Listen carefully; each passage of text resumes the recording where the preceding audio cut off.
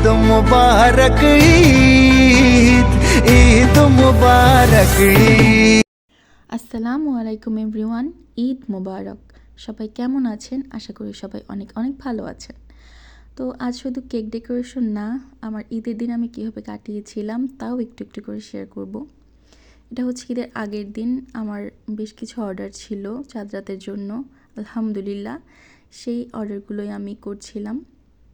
আমার কাছে combo order ছিল, দেন রসমালাই কেক, বাটারস্কচ কেকের, চকলেট কেকের কিছু অর্ডার ছিল, এগুলো কমপ্লিট করছিলাম। আর এই রসমালাই কেকটা কিন্তু আমার একজন রিপিট কাস্টমার নিয়েছিলেন 2 পাউন্ডের মধ্যে। এই যে কেকের ফাইনাল লুক।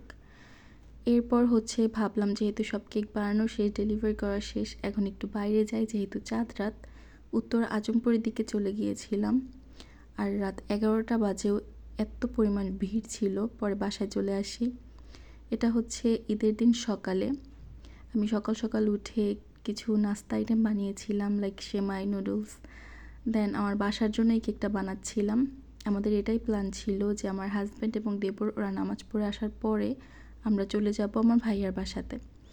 তো বাসার জন্য এই কেকটা বানিয়ে নিয়ে রেডি হলাম, দেন চলে গেলাম আমার ভাইয়ার বাসার দিকে।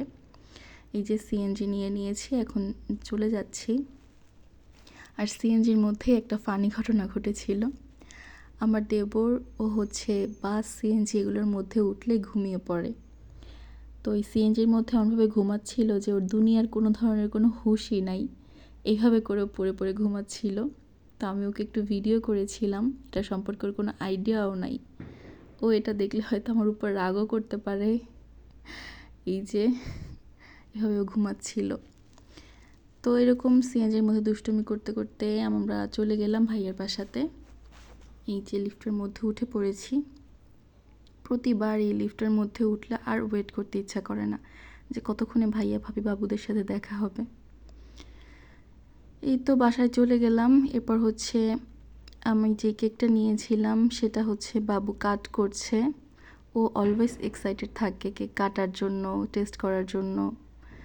দেন ফ্যামিলির সবাই একসাথে বসে লাঞ্চ করলাম। আলহামদুলিল্লাহ আমার ভাবিরা অনেক আয়োজন করেছিল। এরপরে খাওয়া দাওয়ার পর একটু রেস্ট নিয়ে সন্ধ্যার দিকে বাইরে চলে গিয়েছিলাম ফুল ফ্যামিলি মিলে।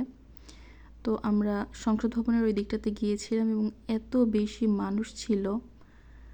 ঢাকা যে ফাঁকা আসলে আমার কাছে মনে হয়নি, কারণ অনেক বেশি মানুষ প্রত্যেকটা জায়গাতে। এরপরে আমরা চিন্তা করলাম কোনো একটা রেস্টুরেন্টে যাই। তো কোথায় যাব ভাবতে ভাবতে ডিসাইড হলো যে পিৎজা হাটে যাওয়া যাক। তোমরা সবাই চলে যাচ্ছি এখন পিৎজা হাটের দিকে। ওখানে গিয়ে আমরা কিছুক্ষণ সবাই একসাথে টাইম স্পেন্ড করব, পিৎজা খাবো, এটাই প্ল্যান ছিল। তো চলে গেলাম আমরা পিৎজা হাটে। সেখানে যাওয়ার পরে তো কিছুক্ষণ আমরা পিকচার্স ক্লিক করলাম, দেন হচ্ছে গল্প করলাম। এরপর আমাদের পিৎজা চলে আসে। অনেস্টলি স্পিকিং একটা পিৎজাও মজা ছিল না। আমরা 4টা ডিফারেন্ট ফ্লেভারের মধ্যে পিৎজা নিয়েছিলাম, কিন্তু একটাও মজা লাগে নাই। জানি না এমনটা কেন হয়েছিল। এমনি দিনে আমার কাছে ভালোই লাগে, তবে ঈদের দিন একটা পিৎজাও মজা লাগেনি। এই তো পিৎজা শেষ করে আমরা পরে বাসায় চলে এসেছিলাম।